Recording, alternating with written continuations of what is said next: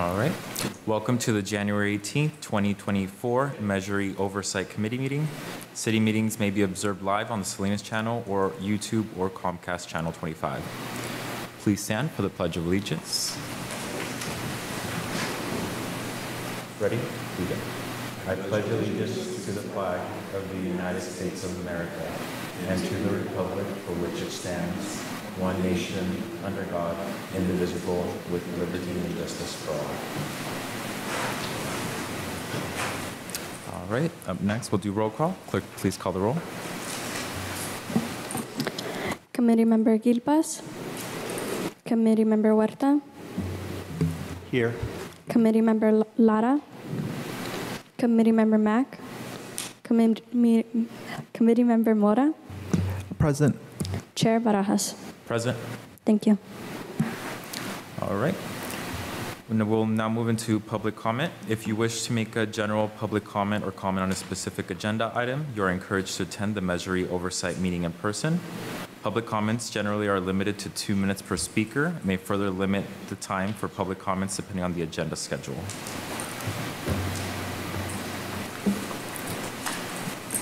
Welcome. Good afternoon. My name is Salinas Taxpayers Association. I want to thank city staff for helping address some of the questions that we raised in a letter from October and just underscore our commitment to advocating for this committee. We sent out a letter today outlining some of the different requests made by committee members, including the chair, that have still to be really addressed by city staff. One of the main concerns is really having a more detailed list of expenditures and the transfers out. That currently projects that have been listed under Measure E represent a very small percentage of the money that's been shown to be spent from the actual measure. So very grateful for this committee and for all the time it involves. It's an important part of accountability and transparency for the city. Grateful for all the staff time as well. Want to commit to all of you that we're going to be watching this, and we're looking forward to addressing these questions with you. Thank you.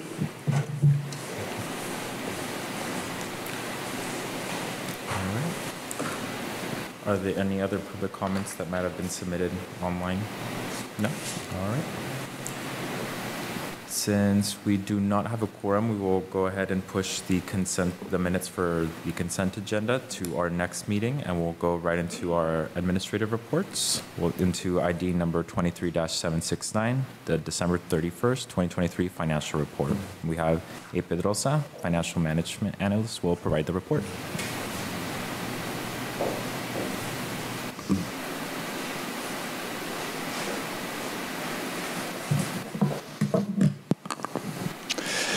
Good afternoon. My name is A. Pedrosa. I'm a senior finance management analyst in the finance department.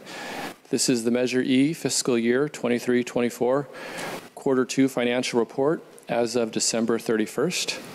Per our normal process, please note these numbers are unaudited. This is the operating budget versus actuals, both revenue and expenditures. Before I begin, I would like to provide clarification on the level of detail provided in the quarterly financial reports, as there appeared to be confusion at our prior meeting. As part of the PowerPoint presentation, as you can see on the screen now, is a summary by department. The information is presented this way to provide a concise summary as we discuss the quarterly and year-to-date activity. However, consistent with the financial reporting provided since the inception of Measure E and the Measure E Committee, the financial reports attached to the agenda and available to the public, which are also before you now in hard copy form, offer much more detail. Specifically, the revenue is provided by type, the operating expenditures are listed by program, division, or activity, the specific transfers in and out are itemized, and the CIP expenditures are recorded by individual project. Moving on to the quarterly report, the top section is revenue. 33% received as of December 31st, or halfway through the fiscal year, appears concerning. However, if you recall, the revenues shown here are on the accrual and not cash basis method of accounting, and therefore reflect the months of July through October, as we receive payment from the state 2 months in arrears. 4 out of 12 months is 33%, so that would be a good benchmark for the transaction and use tax revenues. As you can see, we are coming in right on pace at 33% for the first 4 months, with November revenues expected to be received in the coming days. The next section is expense by department. At the risk of sounding overly brief, as there will be opportunity for specific questions later, the entirety of this section is very straightforward, with nothing of concern identified. Finance, police, recreation, and library expenditures all come in at or under budget, mostly due to salary savings associated with vacancies throughout the city. Finance is only 6% spent, mostly due to the Information Technology Division. However, those funds could be expended for computer equipment by year end if the need is identified. An increase in temporary pay resulted in 2 divisions of the Recreation Department going over budget. However, the department as a whole remains under budget, which is allowed. The Youth Services and Community Engagement Division also appears ahead of pace.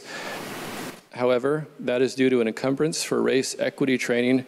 Therefore, the division is not expected to be over budget at year end. Non-departmental is 0% spent. However, the funds are earmarked for 2 specific initiatives at the direction of City Council. Overall, before transfers, Measure E spending for the city is at 43% of the budgeted amount at December 31st. The next section is transfers.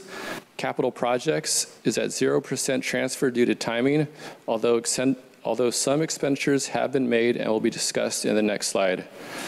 Transfers out to the internal service funds are made twice per year, with the first half occurring in December, and accordingly are 50% transferred at the midpoint of the fiscal year. Transfers out to fund debt service, mainly the El Gabilan Library, also occur twice per year and coincide with when the debt service payments are made. This is the capital improvement program budget versus actuals as of December 31st. No new appropriations were made to CIPs for fiscal year 23-24. The entirety of the $1.1 million budget is made up of carryover of prior years. CIP 9195 computer upgrades is at 67% spent, and CIP 9329 Cesar Chavez Library parking lot is at 99% spent. Here's the cash balance of the Measure E fund by month for the first half of the fiscal year. As you can see, we began the year with approximately $16 million in cash and are currently at $17.2 million. Of that amount, approximately $1.1 million is earmarked for capital project carryover, with another $10.4 million set aside for reserves as detailed on the next slide. Fiscal year-end adjustments will further decrease the amount. Therefore, although the fund shows a healthy cash position, there is significantly less in available fund balance.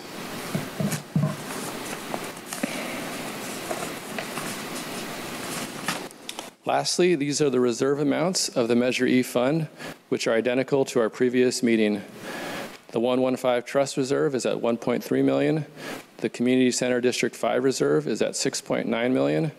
The Economic Contingency Reserve is at $1.8 million. And the Infrastructure Maintenance Reserve is at $360,000. That concludes my presentation. Thank you. All right, I'll open it up to committee member questions. I'll look over to my right. Committee member Ward.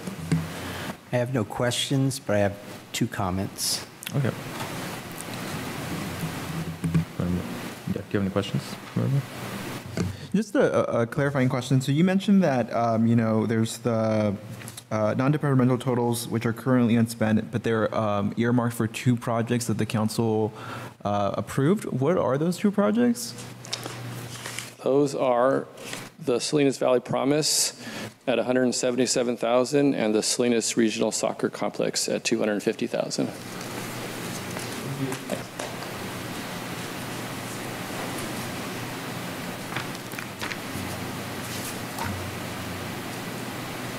All right, and then I just have a few clarifying questions as well.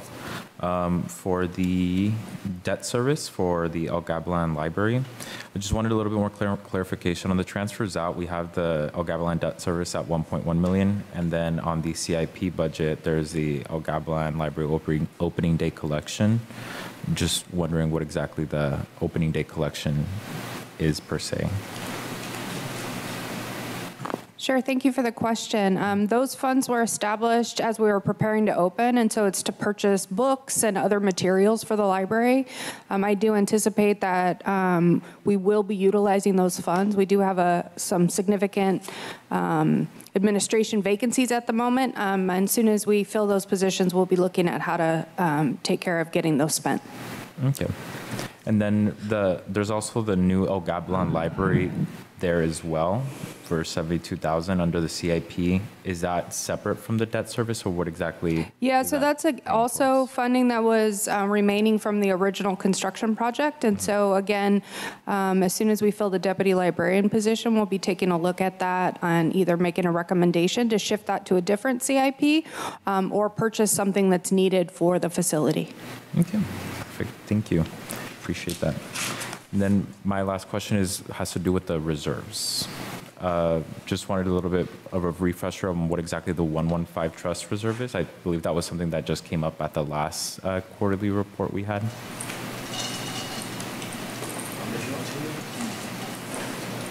Okay. Selena Andrews, Assistant Finance Director. Thank you for the question. Committee chair member. So the 115 Trust Fund is used to set aside money to cover future pension costs. So it's a way that the city can reduce their liabilities on the books. Perfect. Thank you for the clarification.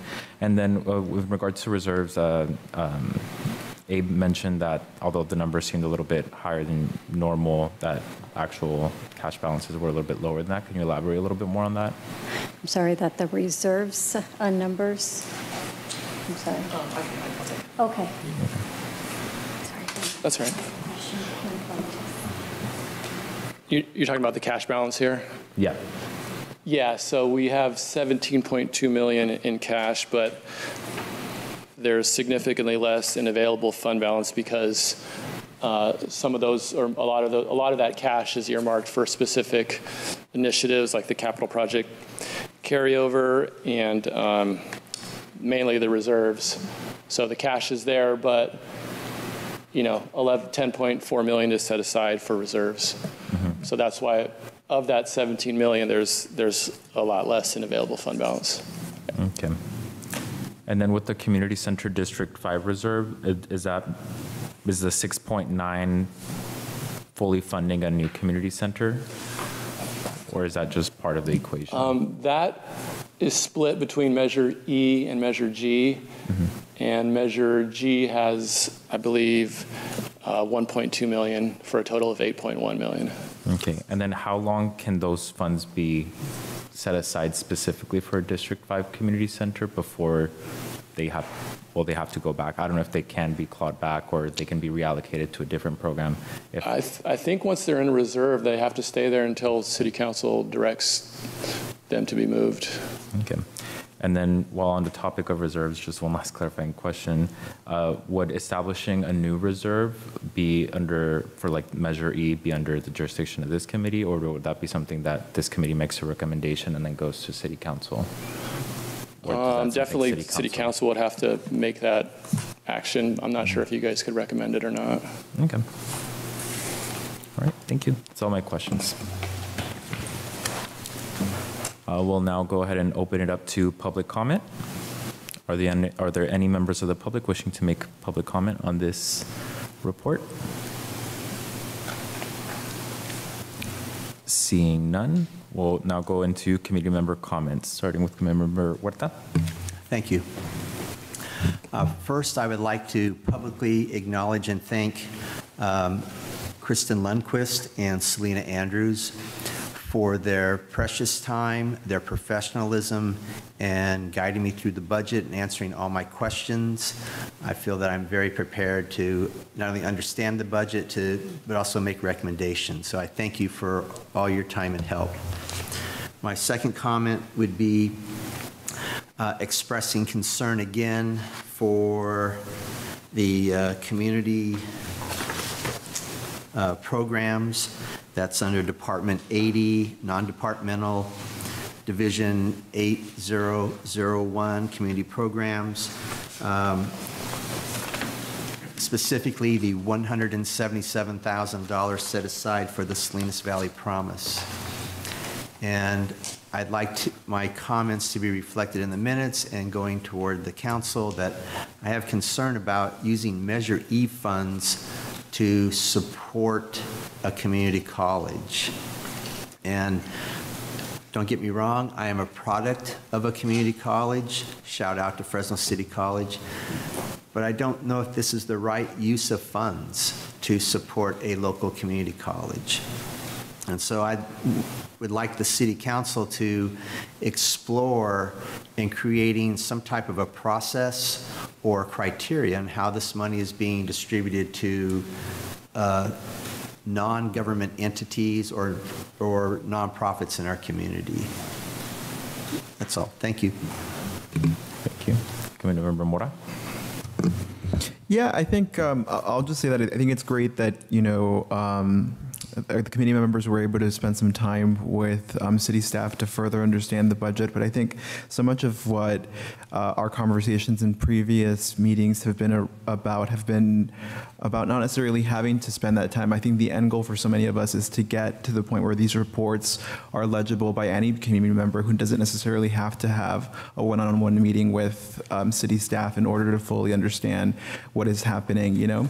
And I understand that you may not have that the city may not have like a legal mandate to make things more accessible than they currently are, or to make these reports any more detailed than what we're currently getting. But I think there is just a benefit to having greater accessibility and transparency, right? And I think that's so much of what, at least I've heard the rest of the committee voice, and I'll stop there. All right. Well, thank you guys. Appreciate and really want to re-echo the comments that my fellow committee members have made. Again, thank you, staff, for preparing this report when you guys do a lot of work, and that, you know, we're kind of a little bit short-staffed all across the ship. But that being said, I do think that it's still important to have a lot of these conversations out in public, in the public eye, in the sunshine. You know, like that's where the Measure E Oversight Committee, where the oversight's supposed to happen. And oftentimes we have to have these one-on-one discussions with individual staff members, which is, you know, not in the sunlight, not in the public view. Which is not to say that the information we get isn't exactly good, that we get good information, but that's information that we would love for the rest of the community and the public at large to see, which I personally feel would be very beneficial for the city when it comes to the Measure G, when that comes up to the ballot. Because if you can't prove a case that you have the adequate reporting and oversight with an existing fund, what makes the case that you actually can commit to it with another separate fund and also include that into perpetuity. So with that, that's the end of my comments for this specific report. There's no action required on this item. We'll go ahead and open it to, are there any committee member comments or future agenda items that you'd like to see included?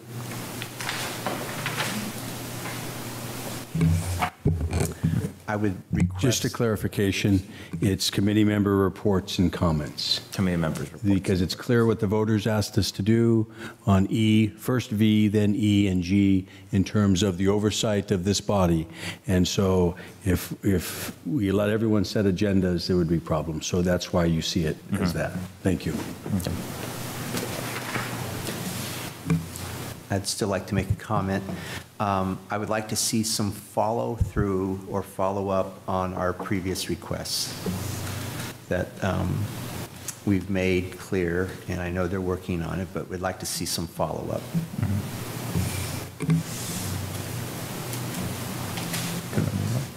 Yeah, I'll reiterate that there's, you know, I think we got the email with a compilation of all of the requests that have been made. So they're all, you know, and actually the agendas actually fully capture what had been requested in previous meetings as well. Again, reiterating the comments of my fellow committee members, particularly, I think maybe a common consensus that we can reach with staff is just getting the report of what street, like the number of streets or, the square footage of the roads, sidewalks, and potholes. I think that would be like the lowest hanging fruit. That's the specific report that we've been requesting for 4 years now. Yeah, going on 4 years since I think January of 2020 when I first kind of came onto this committee. So if we could get that one going, maybe not for the next one, maybe it's the May meeting, but I would like to make it, get that commitment from city staff that we could at least get that at least this year to focus. So if I may, Chair, thank you for that, and thank you, all three of you.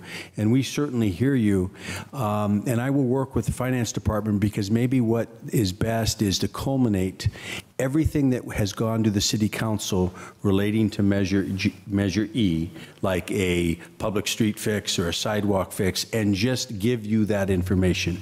It's very difficult if we are to reorganize the information, give it to you again, so it's all already done on Legistar or Granicus, and so maybe we refocus a period of time where we are giving you a stack of all those reports, because it's very difficult to do, particularly that you're the oversight committee, so you can see what's been done as opposed to, counting the square footage, et cetera. So we want to be helpful, but we also want to go through the mission of what the voters asked the group to do.